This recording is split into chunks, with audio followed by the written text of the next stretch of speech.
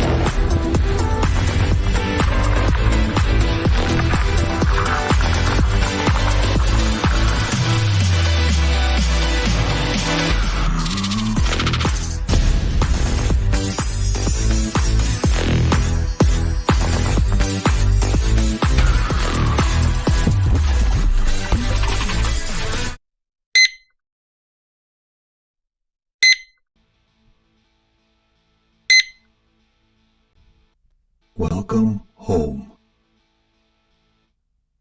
Shalom, selamat pagi Bapak Ibu Saudara yang terkasih dalam Tuhan. Selamat pagi, kita percaya Tuhan kita ajaib. Yang percaya boleh tepukan tangan buat Allah kita yang luar biasa. Haleluya, terima kasih Tuhan. Pagi hari ini kami bawa pujian kami bawa hati dan hidup kami bawa ucapan syukur kami bawa sukacita kami Tuhan. Kami percaya Engkau ada di tengah kami pagi hari ini. Kami menyenangkan-Mu dengan pujian dan penyembahan kami. Kau berkati ibadah ini dari awal sampai akhirnya Tuhan. Kami percaya Kau yang berdaulat pagi hari ini. Di dalam nama Yesus Kristus Tuhan, kami umat-Mu yang percaya boleh katakan amin. Yes, kita mau bangkit berdiri. Kita mau memuji Allah kita yang dahsyat dan ajaib.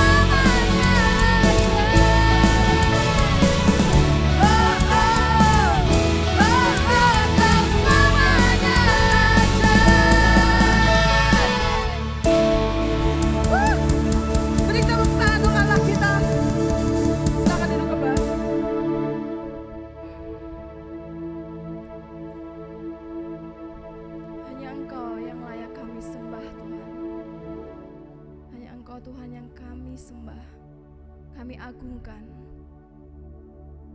Layak disembah, layak dipuji. Terima kasih Tuhan, kami mau lebih lagi untuk memuji dan memuliakan nama-Mu.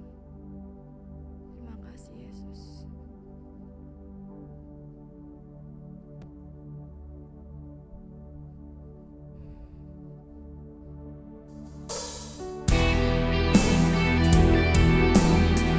Selamanya kami mau menyembah-Mu Tuhan.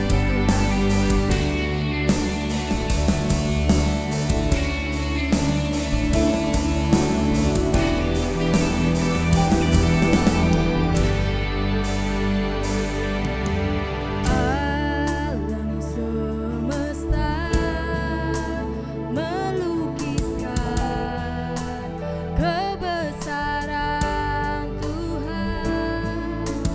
Bumi dan surga menyanyikan kemuliaan nama-Mu.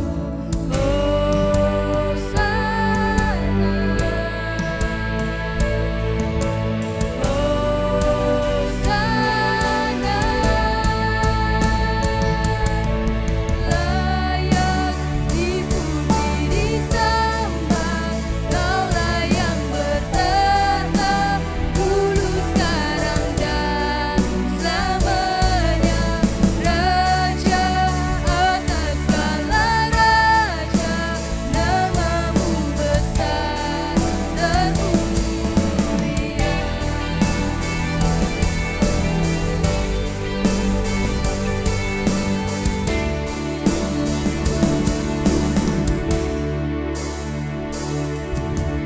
Alam semesta melukiskan kebesaran Tuhan. Bumi dan surga menyanyikan kemuliaan nama-Mu.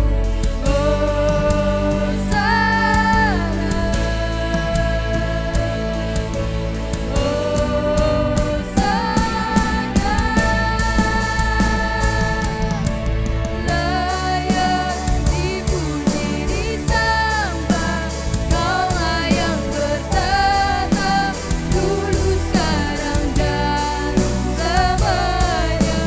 Raja atas segala raja, nama-Mu besar termulia.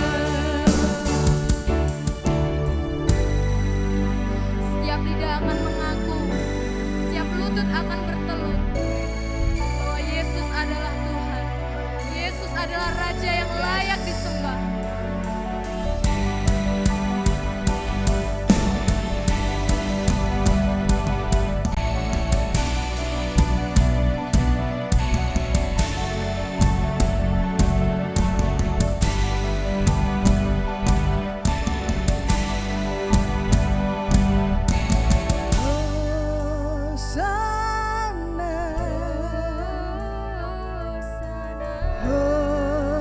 Hosana,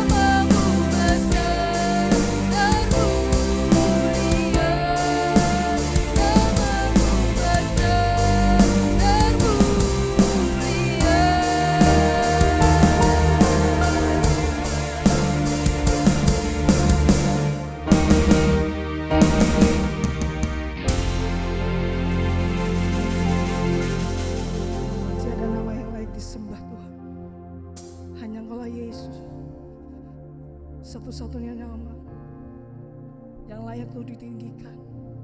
Engkau Raja, Engkau penguasa yang tidak pernah tergantikan oleh apapun Tuhan. Kekuasaanmu kekal untuk selama-lamanya. Kerajaanmu kekal Tuhan. Terima kasih Yesus. Dari mana Engkau telah mengangkat kami Tuhan. Dari masa lalu Engkau tebus kami menjadi yang berharga Tuhan. Bahkan Engkau mengubah hidup kami lebih dari apa yang kami pikirkan. Engkau memberkati kami lebih dari yang kami minta. Terima kasih Yesus, terima kasih.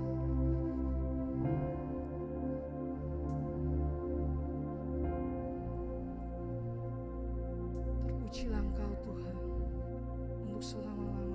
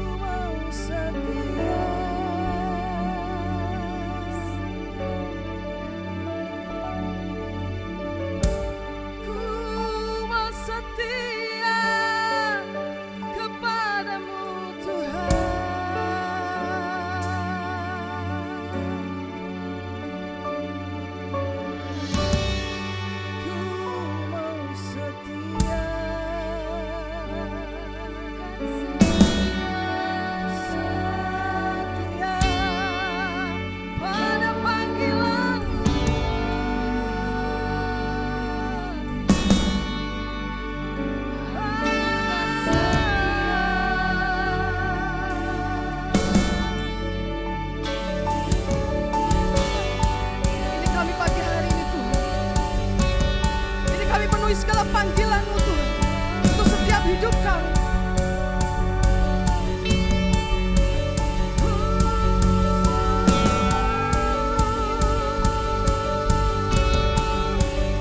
Setia kepadamu.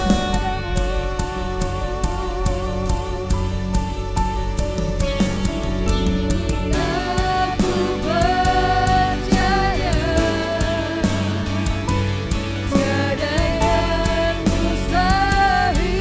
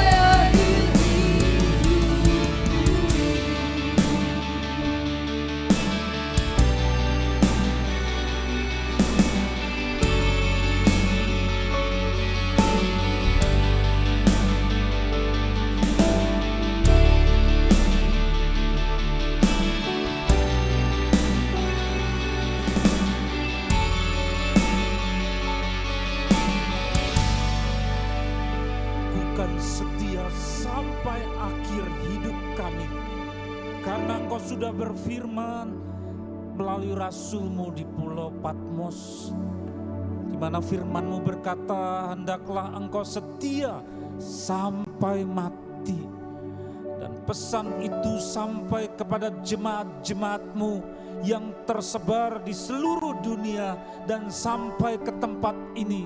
Maka kami pun menjawab Engkau, kami setia sampai mati. Kami setia kepada Engkau selama-lamanya. Inilah pernyataan dan jawaban kami yang hendaklah dimeteraikan oleh Roh Kudus, sehingga si jahat tidak akan bisa membatalkan.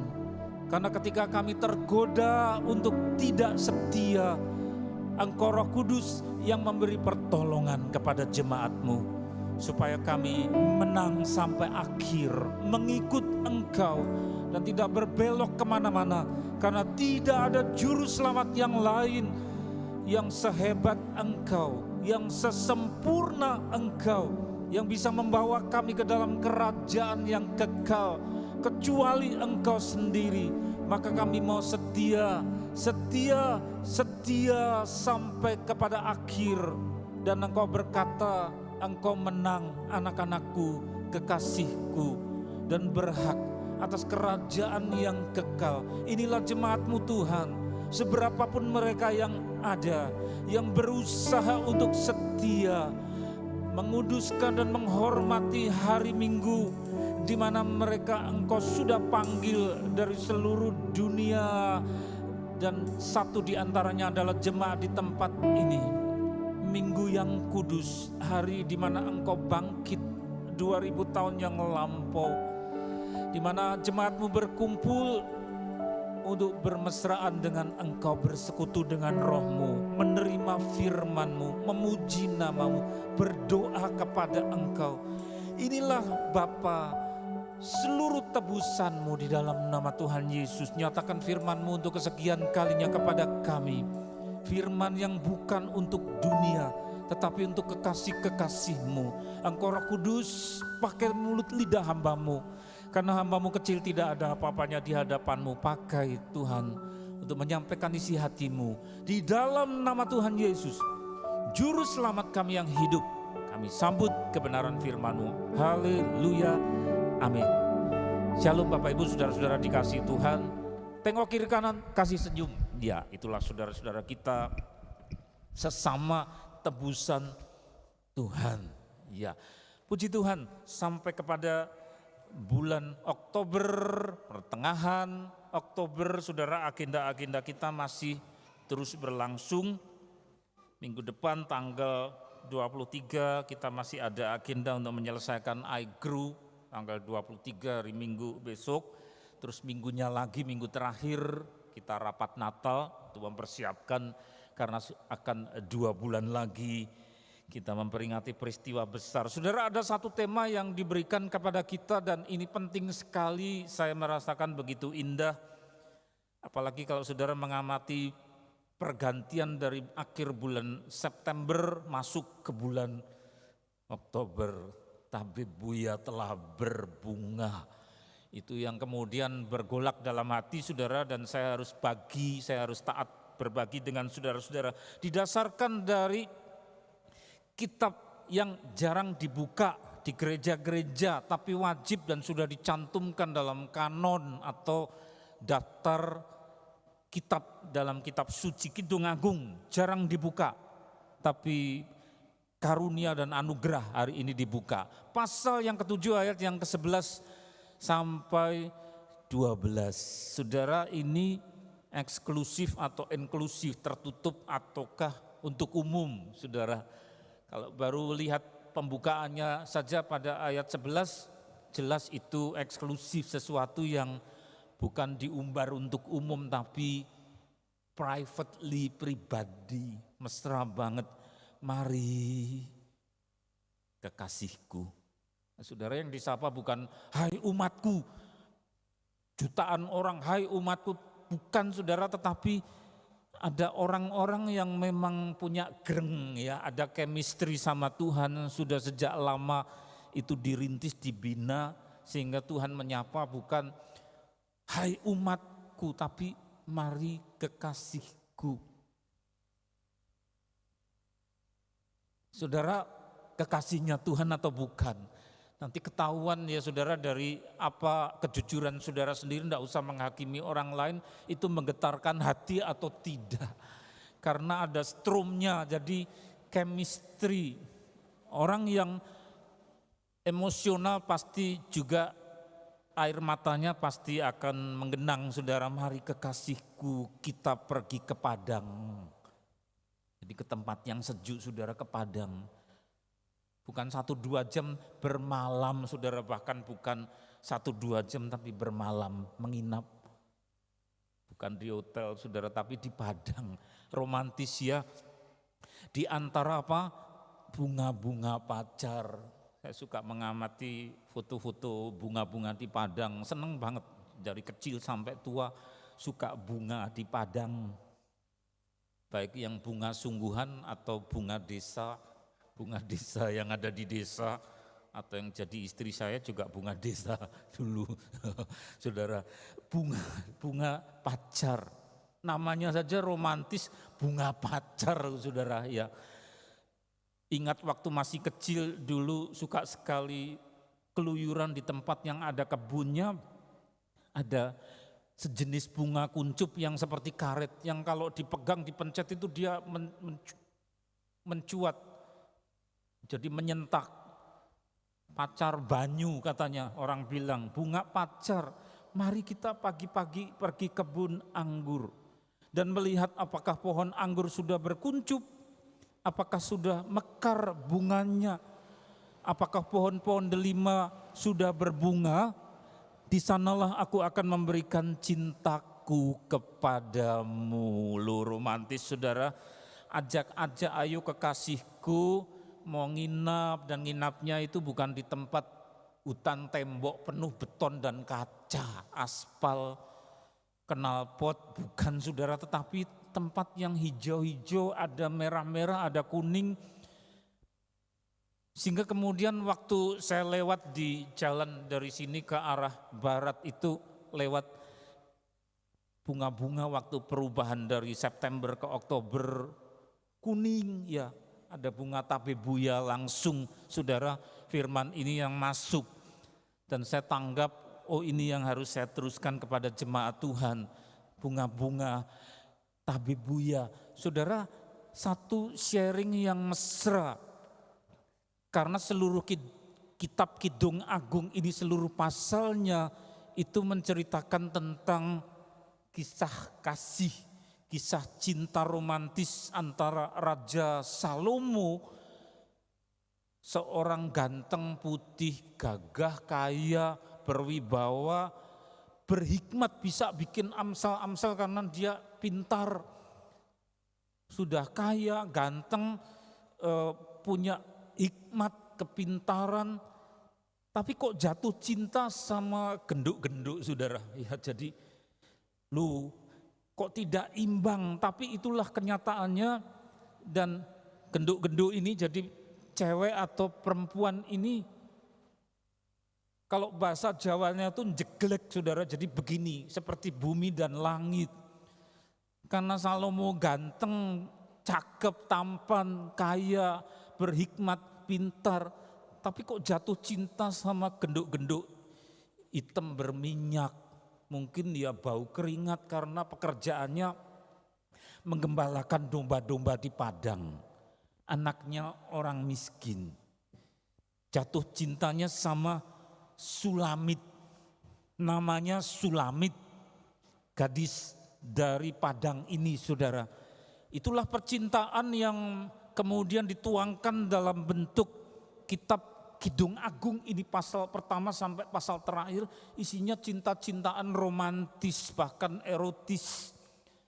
Kenapa dicantumkan dalam kitab suci? Karena percintaan Raja Salomo yang kemudian meminang setelah berkasih-kasihan pacaran dengan Sulamit lalu dibawa ke istananya, itu adalah bayang-bayang dari raja di atas segala raja yang tampan, bersih, kaya, berhikmat, kudus, tapi jatuh cinta dengan makhluk bumi, ciptaannya yang sudah kotor, yang sudah tercemar, bukan hanya berkeringat bau dari segi jasmani, tetapi keringat dosa dan kotoran dari pencemaran di muka bumi. Sulamit gambaran dari kita semua, dan Salomo gambaran dari Tuhan Yesus. Di mana Paulus dalam 2 Korintus pasal 11 itu dengan jelas menerjemahkan kitab Kidung Agung ini dengan berkata, lihat, aku mempertunangkan engkau itu jemaat Kristen, aku mempertunangkan engkau dengan satu pria kudus, yaitu juru penebus.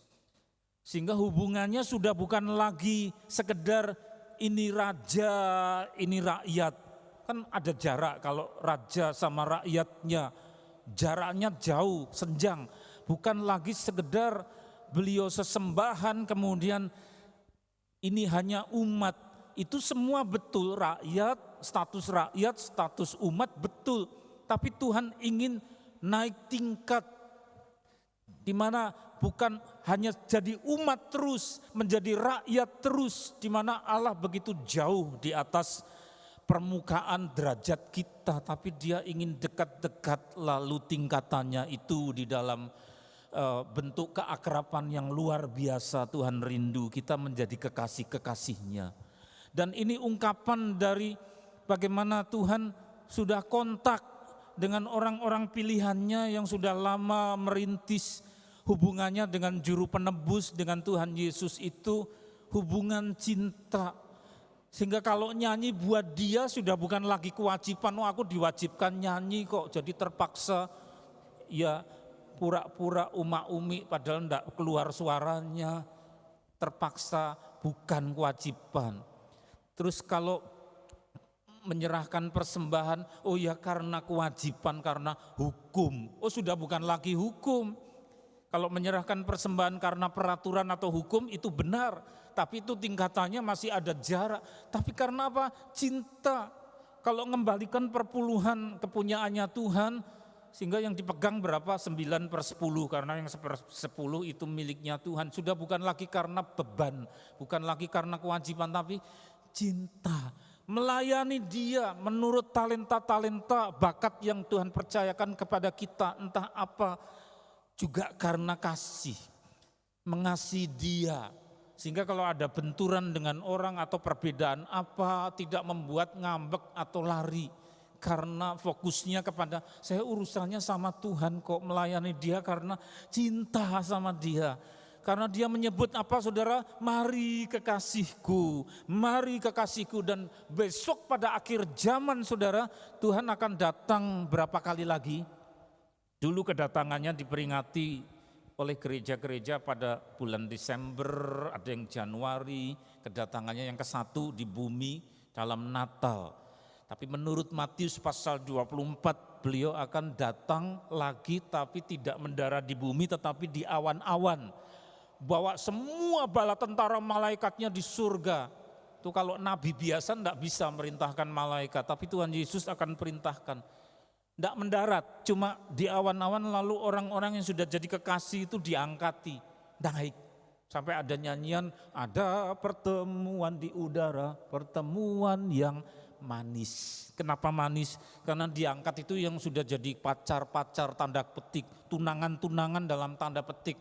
Kalau umat tidak diangkat, rakyat tidak diangkat, karena ada jarak kok saudara. Yang diangkati orang-orang pilihan, dibawa masuk terus dibawa ke surga. Ada pesta di sana namanya pesta perkawinan anak domba Allah. Karena gelar Tuhan salah satu diantaranya anak domba Allah yang disembelih. Ada pesta dengan kekasih-kekasih. Lah, di bumi masih banyak orang. Terus ada kedatangan yang ketiga. Kedatangan yang ketiga bukan di awan-awan tapi kakinya mendarat di Bukit Zaitun. Itu kedatangannya yang ketiga menurut kitab Nabi Zakaria. Jadi kedatangannya ke bumi berapa kali saudara Tuhan Yesus? 3 kali. Kedatangan yang ke-1 sebagai yang berdarah daging sudah dan diperingati 2 bulan lagi. Kedatangan yang ke-1 dan kita masih menunggu kedatangan kedua dan ke-3. Kedatangan kedua hanya di udara, orang dijemput, bawa naik. Kedatangan ketiga dia mendarat.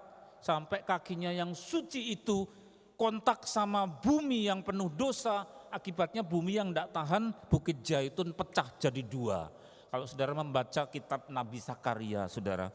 Nah, tetapi para kekasih Tuhan tidak mengalami yang namanya Zaitun terbelah dan terjadi guncangan gempa bumi karena masuk golongan yang kloter sebelumnya, kelompok terbang yang sebelumnya. Dan disapa apa? Kekasih-kekasihku, bukan umatku, bukan rakyatku, tetapi kekasih. Dan Tuhan mesra, yuk kita pergi, yuk kita, bahasa Jawa Timur apa, ngelencer ya saudara.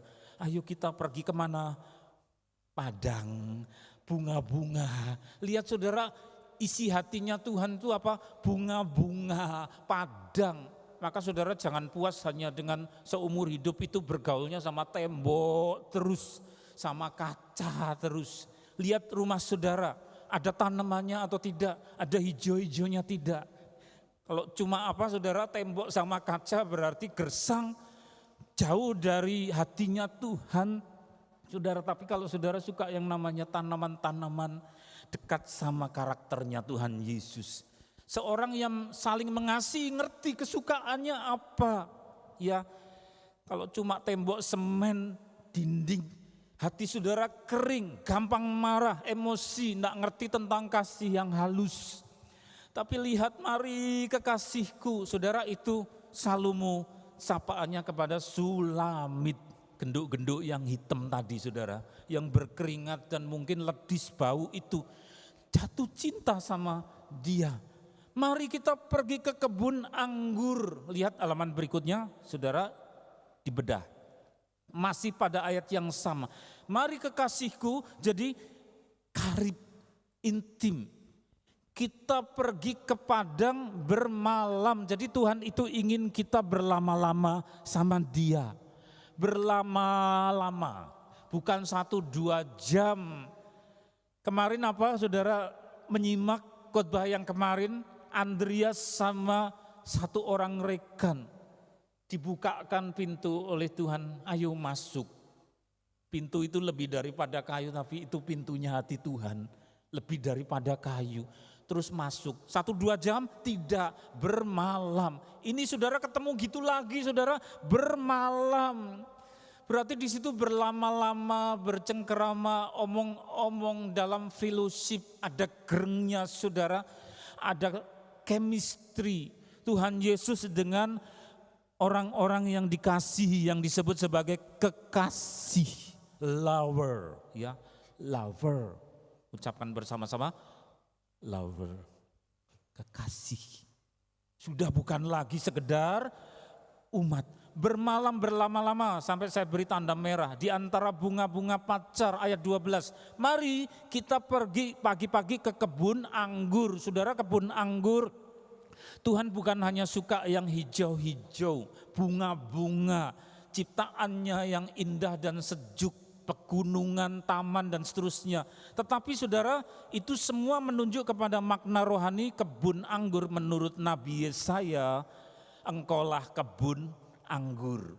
Jadi umat disirami, dirawat, dibersihkan, itu kebun anggur Tuhan. Kita semua sebenarnya digambarkan menyerupai kebun anggur atau umat kepunyaan Allah.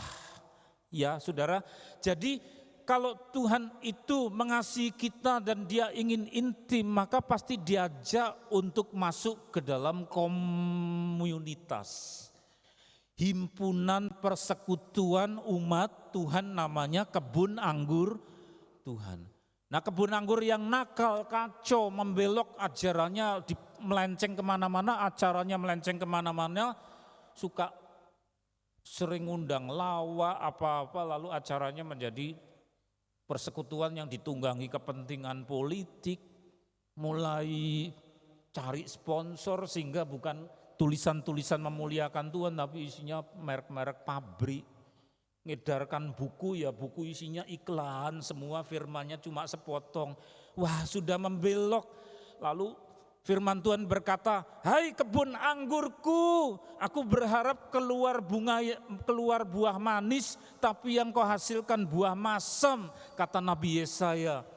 Nah saudara, itu kebun anggur yang nakal. Kita tidak mau ya jadi kebun anggur nakal. Tertarik dengan ajaran-ajaran Injil yang dibelokkan, terus bergantung pada sponsor, lalu bergantung pada kalau tidak ada pabrik itu kita tidak bisa hidup. Loh, kita hidup di dalam Tuhan kok, ya saudara, bukan atas nama perusahaan atau nama partai politik. Tidak saudara, Tuhan peringatkan saya dalam mimpi ada seorang bapak, tidak saya kenal mukanya, tahu-tahu menggamit lengan saya begitu mau diajak masuk ke satu ruang. Ternyata sebelah saya lihat istri saya juga ada seorang ibu yang mau paksa istri saya masuk ke ruang itu. Siapa itu? Mimpi saya buyar. Kaget waktu mengamit begitu, baunya badan sengak dahsyat. Saya melek ya. Aneh saudara, saya sudah terjaga dari mimpi itu. Kok bau sengak keringatnya masih ada? Ya, padahal mimpinya sudah bubar. Curiga saya, terus saya dapat firman yang minggu lalu itu, kalau saudara perhatikan. Bukan bilik itu di mana pendeta atau hamba Tuhan yang tidak berhikmat dan tanpa Roh Kudus dipaksa masuk, di situ diperalat, gereja diperalat untuk kepentingan politik, kepentingan nama-nama perusahaan, saudara, didikti-dikti. Oh tidak, tapi bilik sederhana, tempat pintu dibukakan dan Tuhan Yesus berkata, "Kamin, ini bilikku, bukan bilik-bilik yang lain." Saudara, buat apa bermalam? Dan Tuhan katakan apa? Kebun anggur Tuhan itu umat kepunyaan Tuhan, di mana Tuhan bukakan pintu untuk kekasihnya boleh masuk. Tetapi yang bukan umat itu ada saringannya, ada yang jaga pintu tersebut, saudara. Kebun anggur Tuhan itu adalah lingkungan umat. Saudara, kita diselamatkan itu di dalam komunitas. Kita diselamatkan bukan sendiri-sendiri, lalu aku hidup pokoknya percaya Yesus, sudah dibaptis, ya sudah, aku tidak mau tahu dengan umat yang lain. Lah itu egois, lalu hidup sebagai seorang yang soliter. Tidak, kita hidup di dalam himpunan. Maka perhatikan murid-murid Tuhan Yesus itu ada Natanael yang diberi nama Bartolomeus, kemudian ada Tadeus, ada Simon orang Zelot, ada yang disebut Andreas, ada namanya Matius, ada yang namanya Simon Petrus, ya saudara, ada yang namanya Yohanes, ada yang namanya Yakobus, ada yang namanya Thomas. Dihimpun menjadi himpunan kebun anggur. Jadi bukan diselamatkan sendiri-sendiri, diajari les private ya, les privat. Kamu sendiri, saya sendiri. Oh bukan saudara, tetapi apa? Pemuritan itu selalu dalam bingkai, dalam konteks bingkai kebersamaan. Itulah kebun anggur Tuhan, maka daripada itu kita seharusnya juga take care, ya peduli. Siapa yang keluarganya meninggal, ya kita ngetok atau enggak, atau pura-pura enggak tahu. Saudara, kita adalah satu komunitas. Oh ada yang melahirkan, kita kasih selamat atau enggak, atau pura-pura enggak tahu. Saudara, komunitas. Maka kemudian Paulus juga mengatakan, menangislah bersama orang menangis, berbahagialah bersama dengan orang yang berbahagia. Oh ada yang menikah, ya. Oh ada yang sedang mengandung, sedang hamil. Kita juga peduli mendoakan bersama-sama, bukan didoakan satu orang. Saudara, bersama-sama, komunitas, kebun anggur, kebersamaan, solidaritas. Artinya apa solidaritas? Yaitu solidaritas itu artinya adalah sepenanggungan, ya. Duduk sama tinggi, berdiri apalagi. Cari itu saudara yang namanya apa? Duduk sama tinggi, berdiri apalagi. Itu. Terus dan kemudian melihat apakah pohon anggur sudah berkuncup, apakah sudah mekar bunganya. Ini bicara tentang loh kok Tuhan punya perhatiannya sama kuncup-kuncup itu. Oh dulu masih kecil, sekarang kok sudah kuncupnya tambah gede, kapan dia mekar? Ada care, take care. Maka gereja kita bagus dirancang dari apa yang Roh Kudus ajarkan dari para senior kepada kita. Tidak cukup hanya sejam ibadah gini terus pulang. Tapi ada kelompok kecil yang saling memperhatikan, namanya adalah I care, kelompok care. Kumpul 11 orang, 10 orang, kemarin kumpul berapa orang. Sehingga lebih intensif memperhatikan pribadi lepas pribadi. Ini ada kesusahan apa didoakan, ini ada sukacita apa didukung, ucapan syukur bersama. Ya saudara, care, peduli. Pertumbuhannya apa? Kita bisa bertumbuh kalau bukan hanya sekedar puas kumpul bersama terus bar, sudah. Ya, tetapi ada yang seperti firman Tuhan katakan, ada ibadah di dalam bait Allah, tapi juga ada kumpul dari rumah ke rumah. Saudara, itulah yang di gereja ini namanya care group. Saudara bisa bentuk itu, saudara, untuk memenuhi apa yang sudah di pattern. Coraknya itu polanya sudah dari Alkitab. Jadi kita bukan ngarang-ngarang sendiri, tidak, saudara. Karena di situ kemudian kelihatan siapa yang perlu kita dukung atau kita sendiri yang perlu didukung dalam hal kuncup mekar. Oh kok saya kok belum bisa begini ya. Oh saya kok kurang sabar ya. Saya butuh didukung, didoakan. Hal-hal yang mungkin malu diungkapkan di sini, lalu bisa diungkapkan dalam kelompok kecil, dijaga kerahasiaannya. Itu care group. Dalam rangka apa? Mekar bunganya. Yang tindak lanjutnya adalah Roh Kudus memberi penyemaian sehingga jadi buah-buah roh. Buah itu tidak muncul dengan sendirinya tetapi dari bunga, saudara. Itu namanya growth. Sehingga kita tidak crowd itu kerumunan bar. Lah demo itu ya crowd, kerumunan. Tetapi Tuhan mengendaki growth. Growth itu pertumbuhan, saudara. Inilah bunga-bunga mekar. Jadi gadis Sulamit itu diajak ke situ. Dia tidak bisa sembunyikan pacarannya sama Salomo. Oh malu ya, saya gadis hitam, berkeringat, bau ledis, penggembala domba. Lah engkau ganteng, kaya, Baginda. Gimana pacaran gadis Sulamit sama Salomo? Disembunyikan ya, tidak, lalu dibawa ke kebun anggur. Di mana ada umat yang lain. Tuhan Yesus juga berkata dalam Yohanes pasal 10, ada domba-domba dari kandang lain yang juga harus kutuntun. Jadi domba-dombanya Tuhan bukan hanya dari satu kelompok. Sehingga tidak bisa lalu orang berkata bahwa oh yang namanya gereja yang harus kayak gini, yang model kayak saya saja. Sedangkan kelompok lain yang punya kebudayaan lain lalu dianggap bukan gereja, itu sesat dan sebagainya. Wah, itu orang yang namanya fanatis. Ada kelompok lain, dibukakan Gadis Sulamit itu kepada kebun anggur Tuhan. Di mana diperhatikan yang namanya growth, pertumbuhan. Lihat ini ada bunganya, lihat ini kemudian nanti akan ada buahnya. Saudara, indah hidup dalam Tuhan seperti itu. Hijau-hijau, mekar-mekar seperti bunga yang saya perhatikan dari pergantian September ke Oktober itu. Apakah pohon delima sudah berbunga? Loh, diulangi lagi. Growth, bicara tentang pertumbuhan. Di sanalah aku akan memberikan apa? Cintaku kepadamu.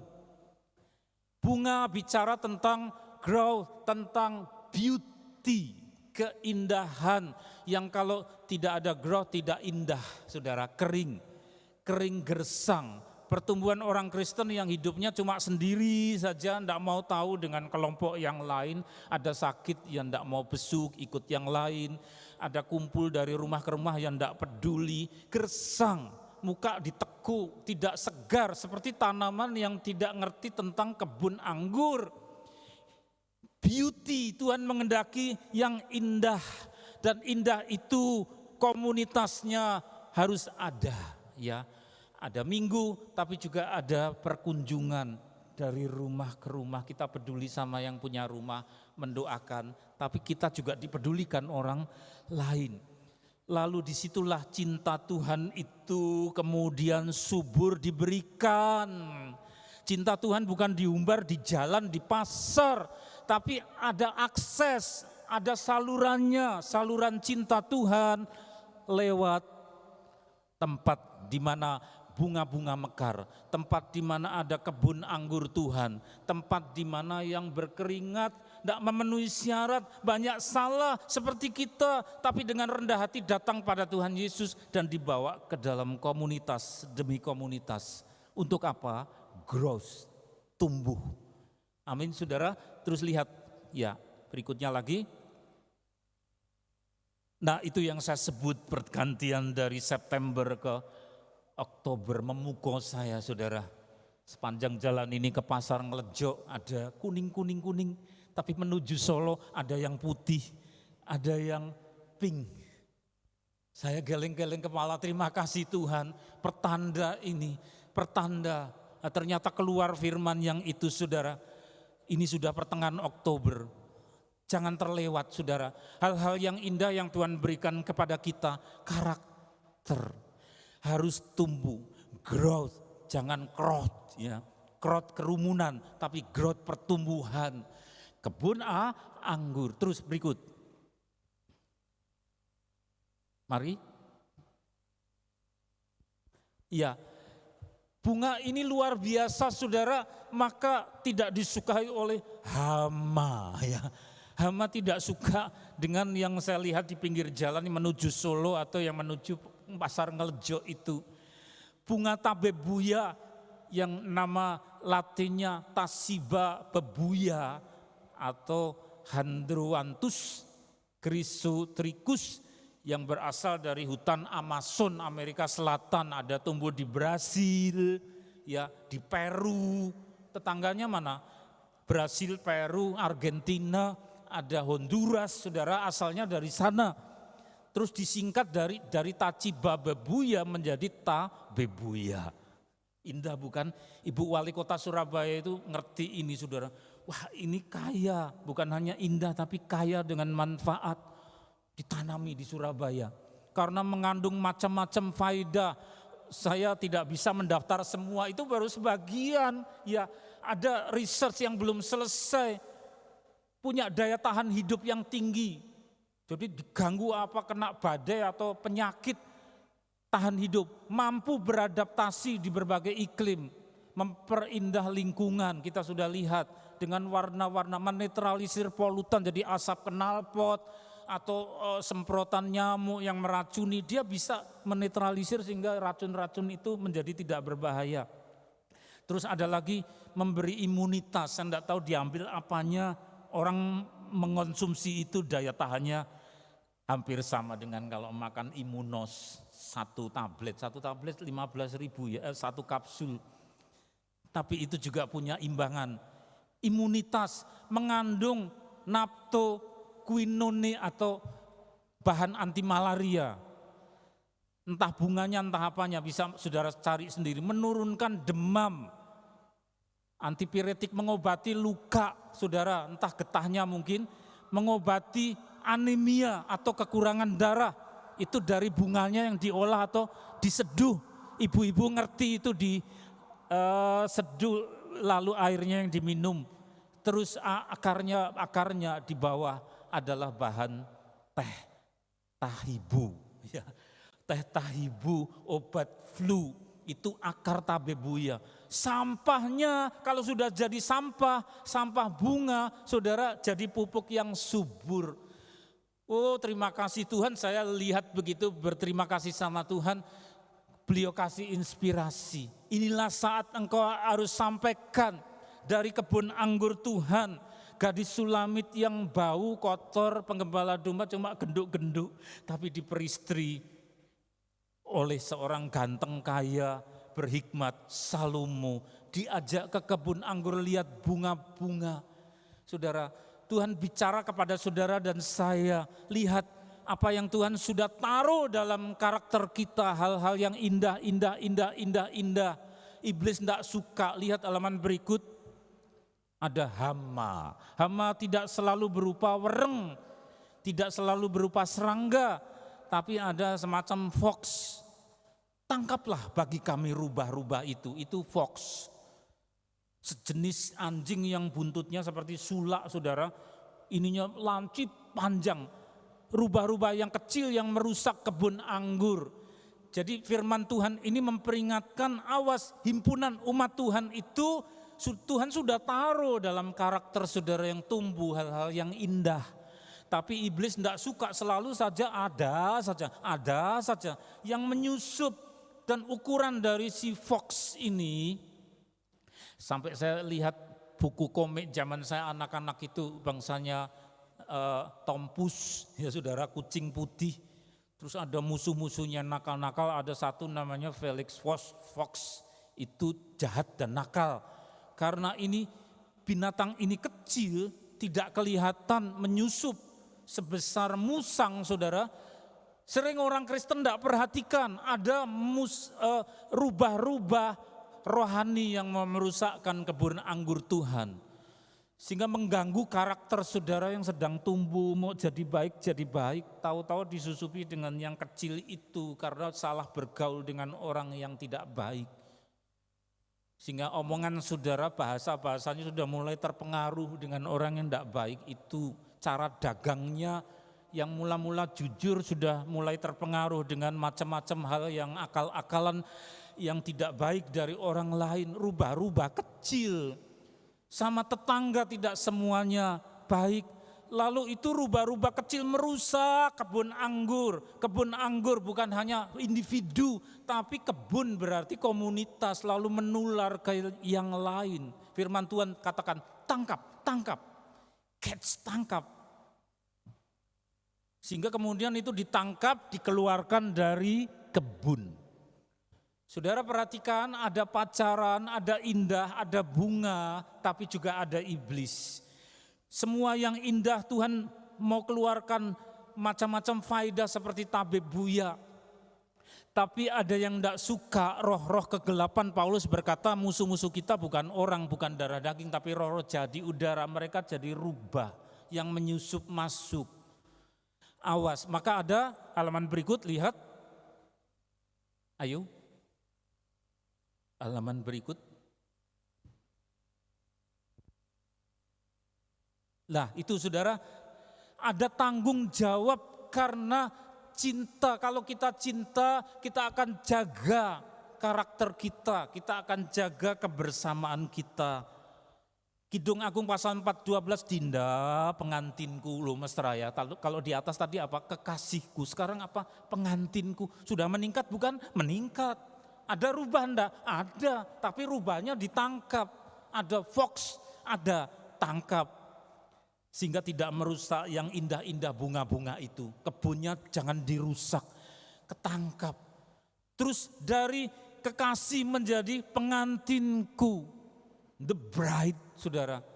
Maka ada pertemuan di udara besok hari kiamat itu, saudara, di mana jemaat Tuhan yang sudah pacaran sama Tuhan, dalam tanda petik pacaran, sudah meningkat jadi tunangan dan menjadi pengantin dari anak domba Allah. Kebun tertutup engkau, jadi ada gerbangnya. Bukan kebun yang pintunya terbuka sehingga sembarang orang masuk lalu merusak. Ada orang perutnya mulas lalu ada kebun tersembunyi. Ya sudah, perut saya mulas, saya mampir ke situ cari pojokan yang enggak kelihatan. Loh, besoknya pemilik kebun kok baunya. Ya lah, sembarang orang masuk ke situ buang isi itu, saudara.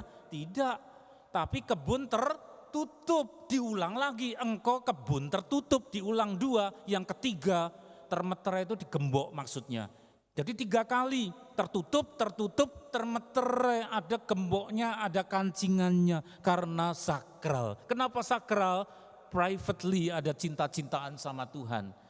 Ingat pesan Tuhan Yesus apa? Masuklah ke dalam bilikmu, tutuplah pintu, maka berdoalah kepada Bapamu yang tersembunyi. Jangan di perempatan jalan dikasih lihat ke orang-orang lewat.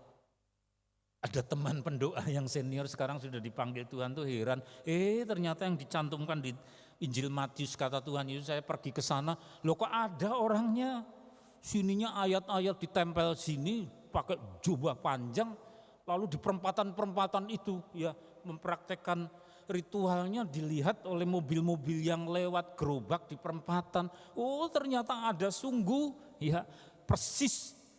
Saudara, kita dilarang keras, tetapi apa? Kebun tertutup. Ada saat yang namanya bahasa Jawa apa? Gelenak-geleni, bercengkerama, omong-omong dari dekat, privately, pribadi. Karena apa? Kekasih dan meningkat menjadi pengantin. Kita dibawa ke dalam himpunan umat Tuhan dan disitulah Tuhan memberi keindahan-keindahan. Jangan mau dirusakkan oleh rubah-rubah. Rubah-rubah itu cukup kecil, kita sering tidak lihat. Tapi minta pertolongan Tuhan. Saudara, pertahankan apa yang indah-indah. Keep smiling. Buka hati, Dia akan kirimkan Roh-Nya yang kudus untuk memelihara itu. Alam semesta melukiskan kebesaran-Mu. Hosana, hosana, hosana. Alam semesta melukiskan. Sungguh Tuhan, kami mengucap syukur atas bunga-bunga, atas alam semesta yang melukiskan akan taman di dalam hidup ini. Di mana Engkau ajak kami untuk melihat hal-hal yang indah, yang Engkau tanam. Dan kebun itu pada hati kami, pada roh kami, pada rekan-rekan kami. Hosana, hosana, hosana, hosana. Layak dipuji, disembah. Hosana, hosana, hosana, hosana.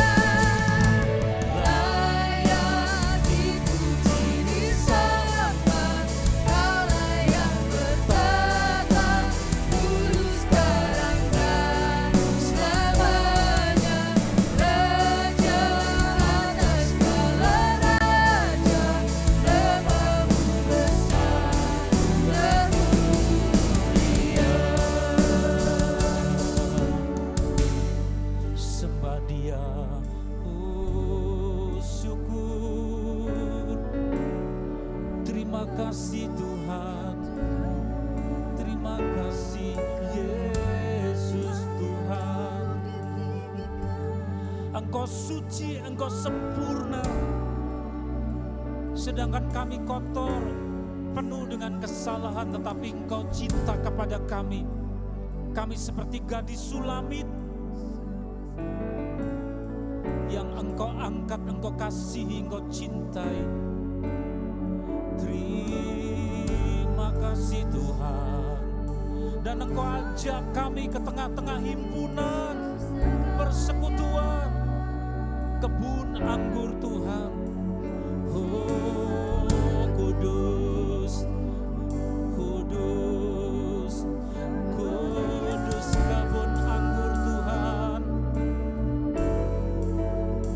Kami mau waspada dengan rubah-rubah yang kecil yang merusak kebun anggur Tuhan, menyusup.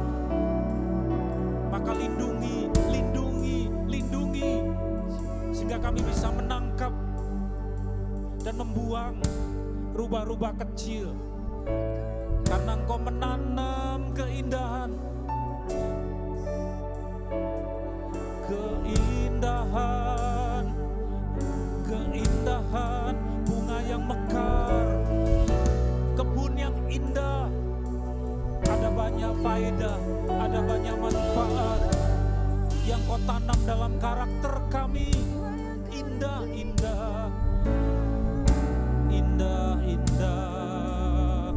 Oh indah.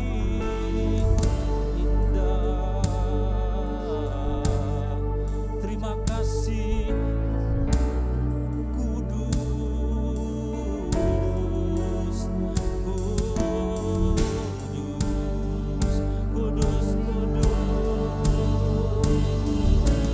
Layak dipuji, disembah, Kau layak berkata, Dulu sekarang dan selamanya, Raja atas segala raja, namamu besar termulia.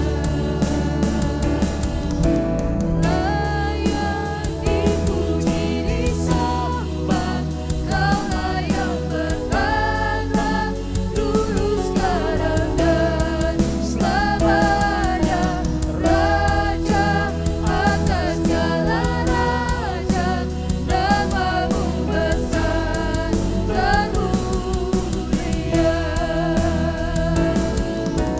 Layak dipuji, disembah, Kau layak berkata, dulu sekarang dan selamanya, Raja atas segala raja, namamu besar termulia.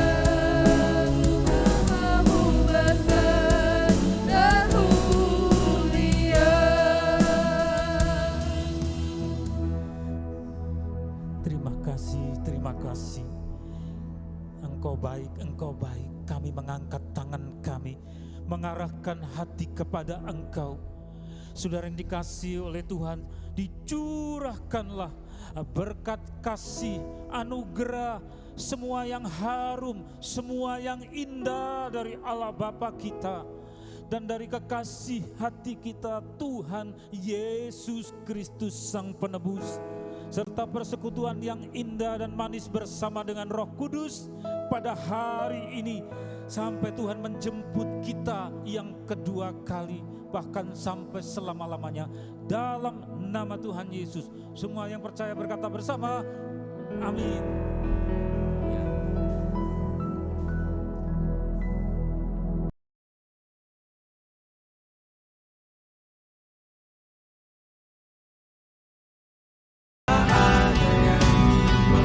Mengalahkan Tuhan Yesus segalanya di dalam hidupku. Ku selalu memuji selah kuasa Tuhan lebih besar menyertai.